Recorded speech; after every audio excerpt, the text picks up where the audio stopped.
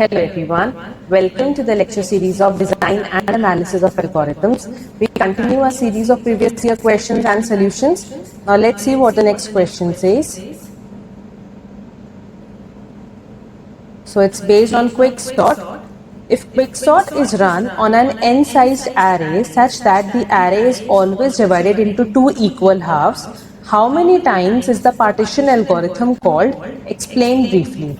So we need to explain if quicksort is called on an array in such a way that the array is always divided into two equal halves, then how many times the partition algorithm will be called on it.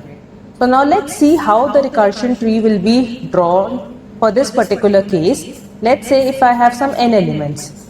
Now since it is divided into always two equal halves, next it will be divided into n by 2 elements.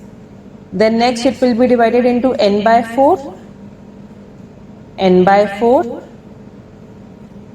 n by 4, n by 4, and so on. It will be continued until we reach the leaves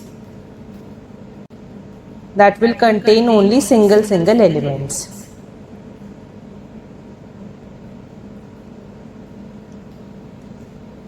So these are the leaf levels with single elements. Right? So we can say that if each partition divides the array into two equal halves, the recursion forms a balanced binary tree. And what is the height of the balanced binary tree? The height of balanced binary tree is, recursion forms a balanced binary tree of height log base to n, right?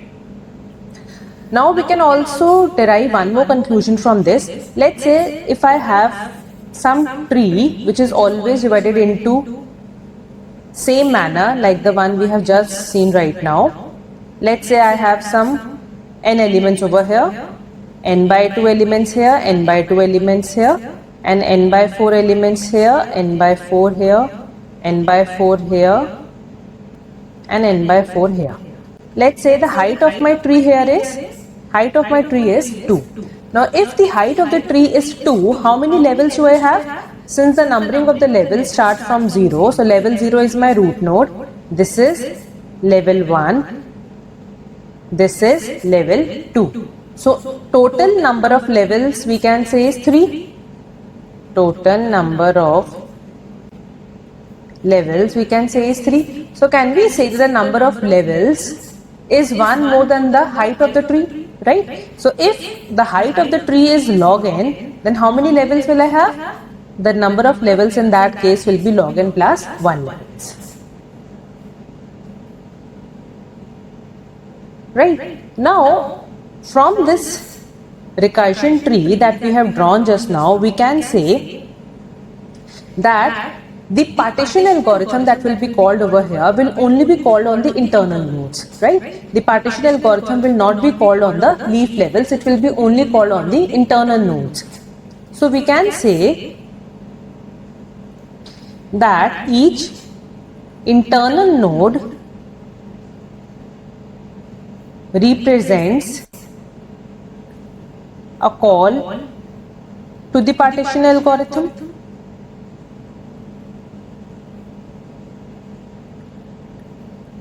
Right? So basically the array is divided into half like n by 2, n by 4, n by 8 and so on until it reaches 1. That is our leaf level. Now at the leaf level, we have n single elements, right? We have only singleton elements at the leaf level. So at the leaf level we have n single elements. Since partition is not called on the leaf levels, okay, where array size is 1, leaf levels are the levels where array size is 1, the number of times partition is called is equal to the number of internal nodes in the tree. We can say that because partition algorithm will not be called at the leaf level, right? So number of times that will be partition algorithm will be called will be actually equal to the number of internal nodes in my tree. So the number of times partition is called is equal to the number of internal nodes in a complete binary tree of n leaves. So if there are total n leaves in my complete binary tree, then how many internal nodes do I have? Internal nodes is n minus 1. On all the n minus 1 nodes, the partition algorithm will be invoked. So in how many times partition algorithm will be invoked? Partition algorithm will be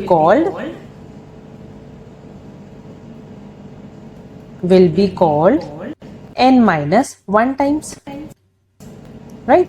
So this is how we can explain this theoretically. We can also explain the same question with the help of a mathematical example. Now let's see how we will explain it mathematically. Now in order to explain it mathematically, let's first understand.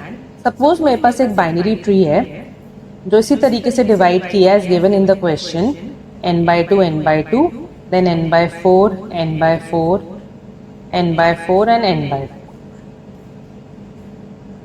Right?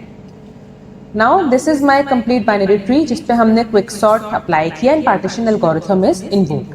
Now height of this tree is 2, right? How height of this tree is 2. This is level 0, this is level 1 and this is level 2.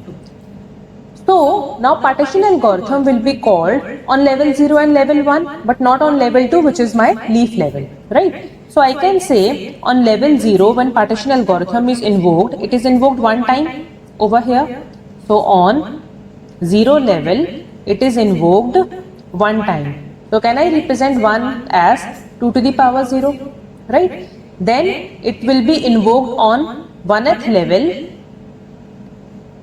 and it will be invoked here and here. So it will be invoked 2 times like this. So in all, how many times partition algorithm is invoked? 2 to the power 0 plus 2 to the power 1 which is 1 plus 2. So in all total 3 times partition algorithm is invoked over here. Now can I represent this first level, can I write this first level also as, what is the height of this tree is 2, right? So can I say for this first level partition algorithm is invoked on whatever be the height minus 1th level.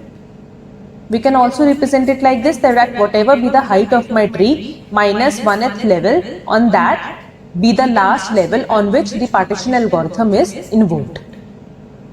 Now let's apply this over here. If I continue this division further, the same binary tree that we have seen just now, right? So these are all my leaves. These are all my leaves.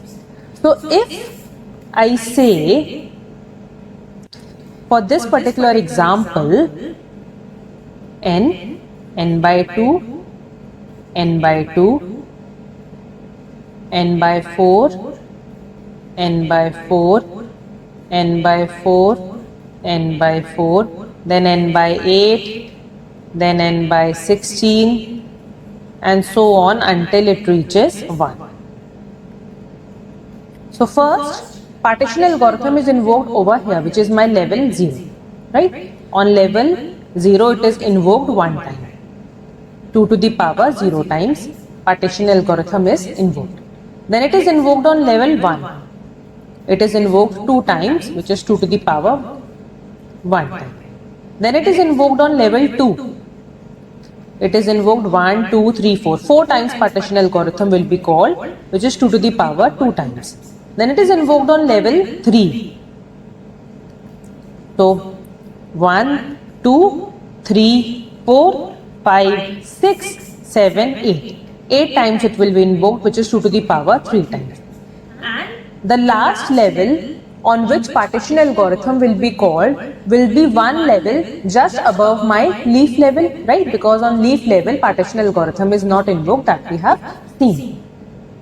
And what will be my that level, last level, on which partition algorithm will be invoked? That is, that we have seen just now, whatever be the height of my tree, minus 1th level will be the last level just above the leaf level on which partition algorithm will be invoked. So, that is nothing but, if log n be the height of my tree, then log 2n minus 1th level be the last level on which partition algorithm will be invoked. Right? Now, if I add all these, this will give me the count of the number of times partition algorithm will be called. Right? So, I can add all these terms now.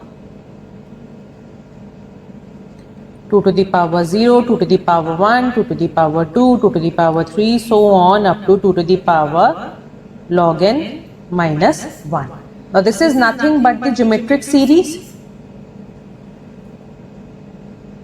A is equals to 1, the common difference is 2. And how many terms do I have? Number of terms here is log n minus 1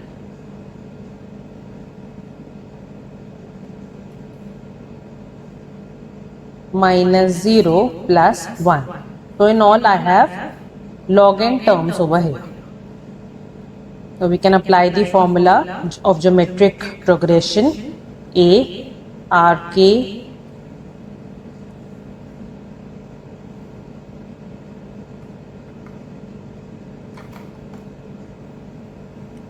Rk minus 1 upon R minus 1. This is 1 into R is 2. K is the number of terms, which is log n minus 1 divided by 2 minus 1.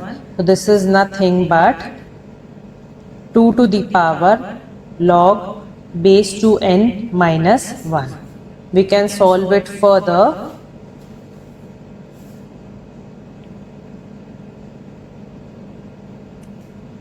Two to the power log base 2n minus 1.